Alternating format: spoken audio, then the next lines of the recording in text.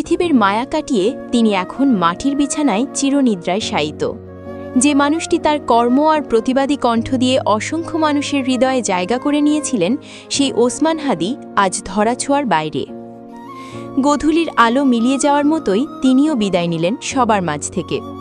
শনিবার বিকেলে ঢাকা বিশ্ববিদ্যালয়ের কেন্দ্রীয় মসজিদ প্রাঙ্গণে হাদিকে সমাহিত করা হয়েছে জাতীয় কবি কাজী নজরুল ইসলামের সমাধির পাশে। এর আগে জাতীয় সংসদ ভবনের দক্ষিণ প্লাজায় লাখো মানুষের উপস্থিতিতে সম্পন্ন হয়েছে তার জানাজা।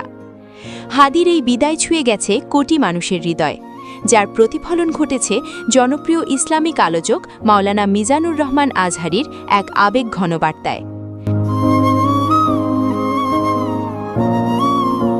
শনিবার সোয়া ৩টের দিকে নিজের ভেরিফাইড ফেসবুকে মাওলানা আজহারী হাদিকে দ্রোহের প্রতীক হিসেবে আখ্যায়িত করে লিখেছেন, ধূমকেতুর মতো এলেন, ন্যায় ও ইনসাফের বলিষ্ঠ কণ্ঠ হিসেবে গোটা জনপদে বিপ্লবের দাবানল ছড়িয়ে হঠাৎ রবের সান্নিধ্যে চড়ে গেলেন।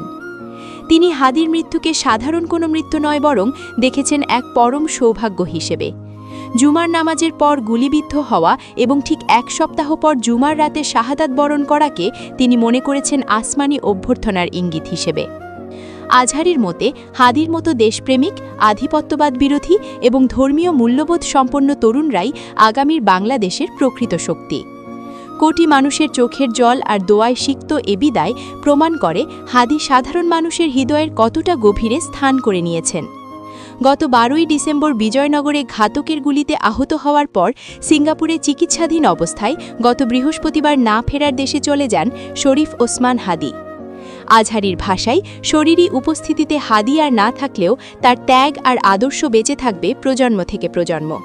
পরিবার, বন্ধু আর শুভাকাঙ্ক্ষীদের অশ্রুসিক্ত নয়নে শনিবার বিপ্লবী হাদিকে শেষ বিদায় জানানো হয়েছে। যে কণ্ঠটি কালো শোনা যেত, আজ তা নীরব। নিয়তির অমোঘ নিয়মে আজ তিনি পরপারের যাত্রী। তবে শরীর মিশে গেলেও তার রেখে যাওয়া আদর্শ আর কাজগুলো বেঁচে থাকবে যুগ যুগ ধরে। সাদিয়া ইসলাম, নিউজ ভিএনএন।